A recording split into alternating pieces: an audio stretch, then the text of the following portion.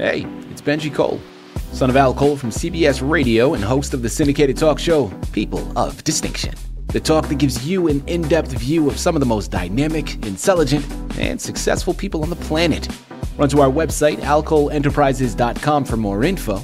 Email me at benji@alcoleenterprises.com if you'd like to get involved with what we have going. And as always, please continue to like and follow our broadcast because People of Distinction is a nationally and internationally syndicated show because of listeners like you. Our shows are available across all major podcast distributors as well as YouTube. And if you keep following, we're going to continue to put out the content. We appreciate the support. Continue to like and follow and sit back and strap in because on the line with us today, people, we have a remarkable individual. His name is Stewart Schneider, and he's written a book called An Old Lion Roars at Dementia. I love that title. It gives a fantastic vision and imagery for it and gives you a nice snapshot at what to expect. The book's available for purchase through Amazon, Barnes & Noble, pretty much all the regular online book resellers. But check out his personal site if you want to gather everything that Stewart has in store. That's An Old Lion Roars at Dementia.com. There you're going to find more information on Stewart himself, more information on this wonderful book, as well as find the hyperlink set up to take you to the purchasing pages. So one more time, that's An Old Lion Roars at Dementia.com. And I want to take this opportunity and quickly point out that Stewart was brought to our network, People of Distinction, today by one of the best publishing firms in the business, and people you already know I'm talking about, CITI of Books. So for my writers out there, if you have gone through your process creating your masterpiece and now you need help moving the book you've just created, head on over to cityofbooks.com and contact their fantastic team. This is what they specialize in, people. Once again, that's cityofbooks.com to gather all of the ways that their fantastic team is going to help move your creative endeavors. And listen, it is an absolute pleasure to have Stewart here on the line. You know, people, as I mentioned, Stewart has written a wonderful book, and right there in the title, you're going to get a snapshot into what we're discussing, but a snapshot is all you're receiving, okay? Yeah, we're clearly talking about dementia, so this is a collection of essays that Stewart has written about his dealings with dementia, but also, as an added bonus, he's really infused his thoughts and viewpoints on life itself. This book is a great understanding of the day-to-day journey of someone with dementia, but also is packed with so much wisdom. Not only about dealing with it, because, hey, listen, whether you are someone that is dealing with dementia yourself, this is going to be a great book for you because it's going to offer another viewpoint with regards to that. But if you're someone out there that's listening in that is maybe a caregiver for someone, a family member, a close personal friend that is also battling with dementia, this is going to give you a different perspective. It's going to allow you to have empathy. It's going to allow you to have understanding on what that journey is truly like. I'm telling you, Stewart has done something right here by writing this book, and it is a true honor to have him here with us. Sit back, strap in, and have your notebooks ready because he's about to give you a fantastic education. And at the end of the day, it's his book. He's written it. It's his life. He's lived it. He's going to be able to articulate it much better than I ever could. Stewart, first and foremost, man, welcome to People of Distinction, and thank you very much for being a guest. How are you doing today, sir? Well, doing pretty well, and thank you for having me, Benji. Absolutely. Stewart, listen, man, it's a true pleasure to have you here. When the opportunity presented itself to have you as a guest, we jumped at it because we know that I don't have the specific statistical data in front of me, but when it comes to dementia, this by no means is something new. This by no means is something that affects a small percentage. There are a lot of people affected by it, and even more people that are caregivers or fall under that umbrella. So I think your book is going to offer so much wisdom and insight, man. So listen, like I said, it's a pleasure, and it really is a true honor. Before we go into your book and discuss some of your essays here, Stewart, tell us a little bit more about yourself. Well, it's going to make me sound bad, but during my long life, I've been a successful politician, an unsuccessful politician, a police dispatcher, a cop, a radio host, a felony prosecutor. I was a published technical writer for a time, a computer programmer, a performance musician, and a recording artist, a minister, and at various times a bread truck driver and a door-to-door salesman. I evidently can't hold a job.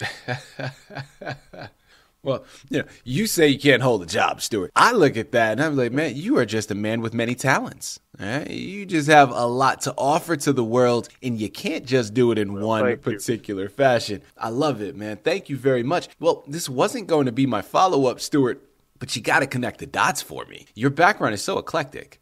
Such a variety of things that you've dabbled in. I did hear writing in there a bit, but where does this book come from, and what inspired you to embark upon creative writing? About this book?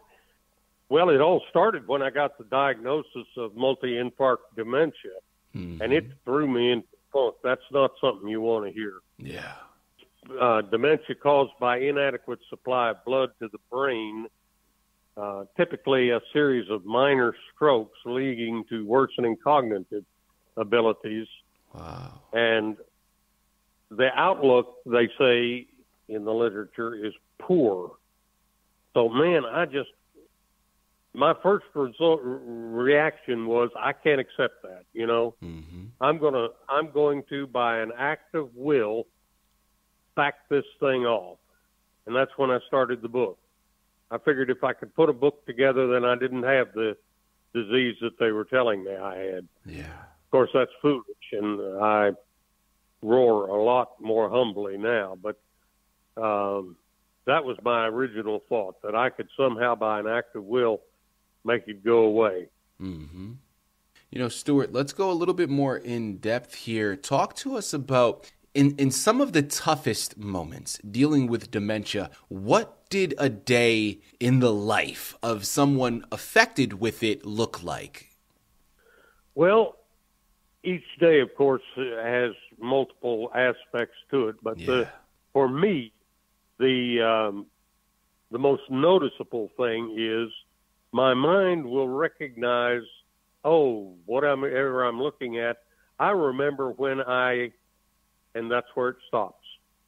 Mm-hmm. The infarcts, which are little blood clots, has killed a pathway to a memory that my mind knows was there, but I can no longer recover it. Wow. I noticed when I reread the book, preparing for this interview, I don't remember writing big swaths of it.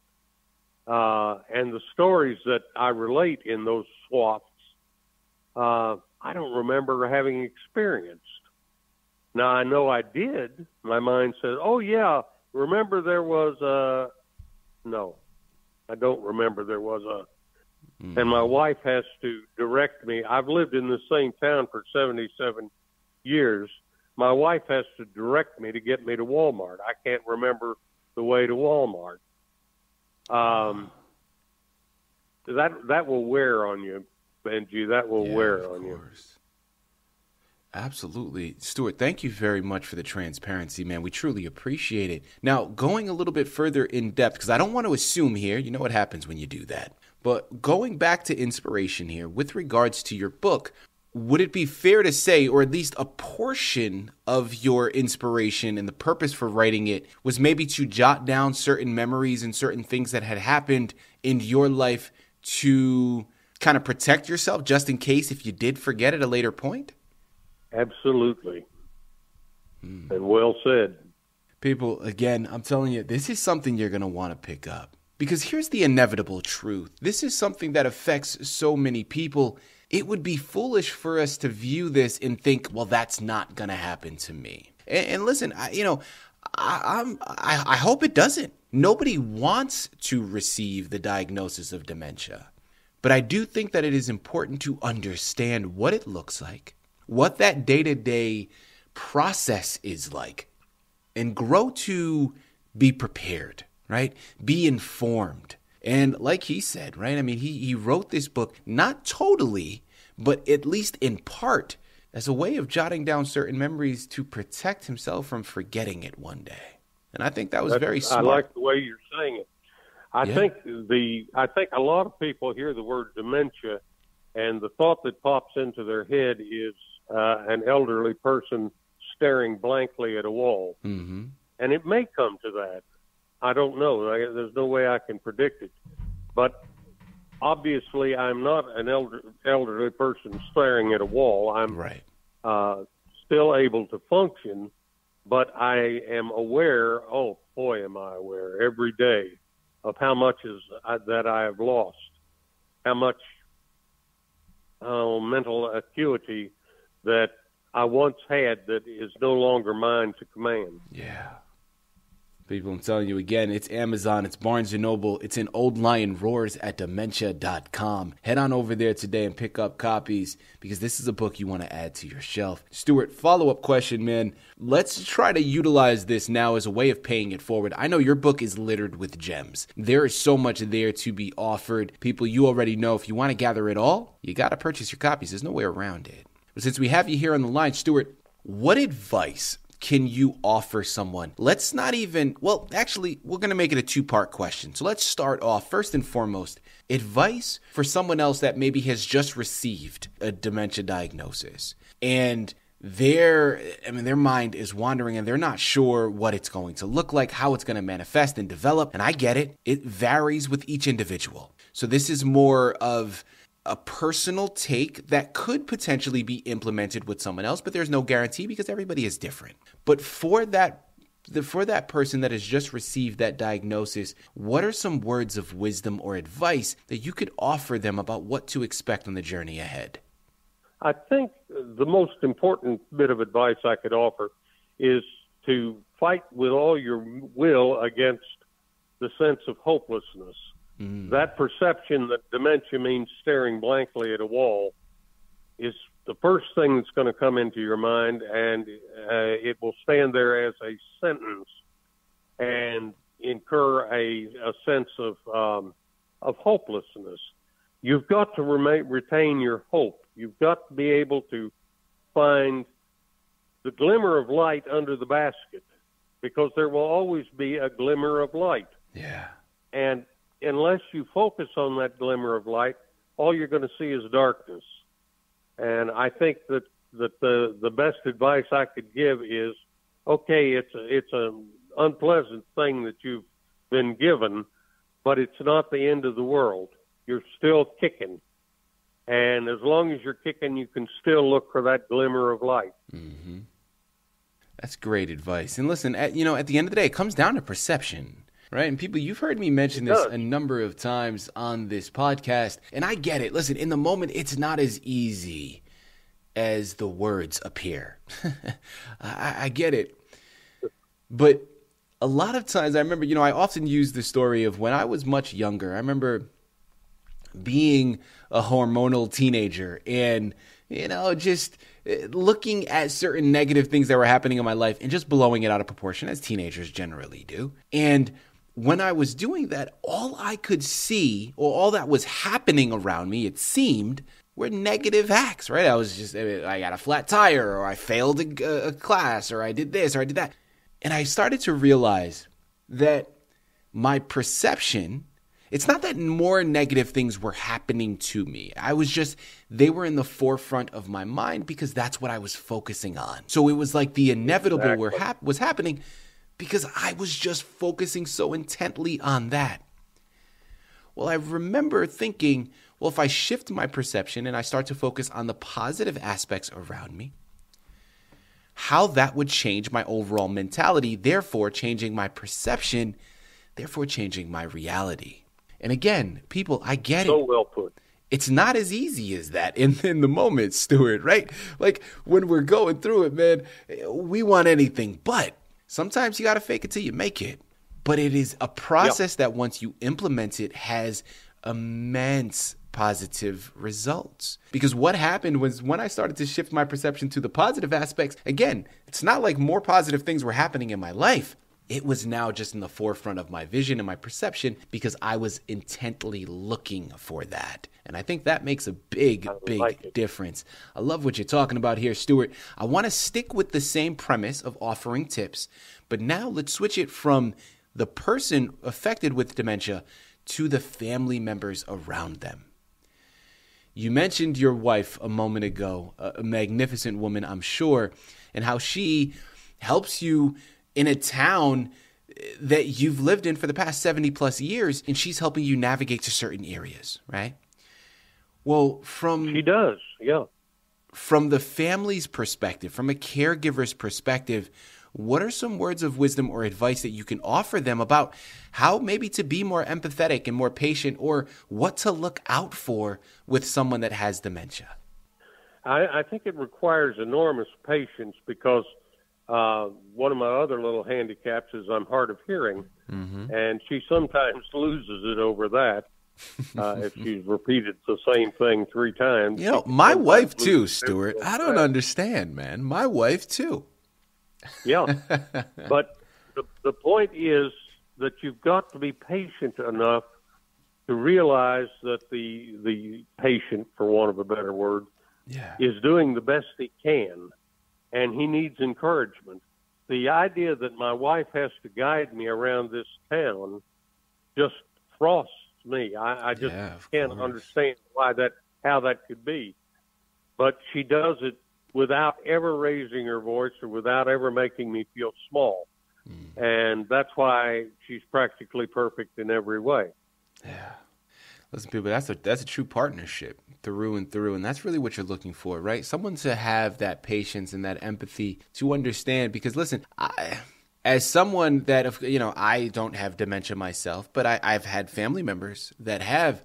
It is demoralizing for them when they are going through these moments where dementia has taken hold, and there were certain things that they used to be so sharp on, and now they're just a little, it's just a little off, and it can be very demoralizing.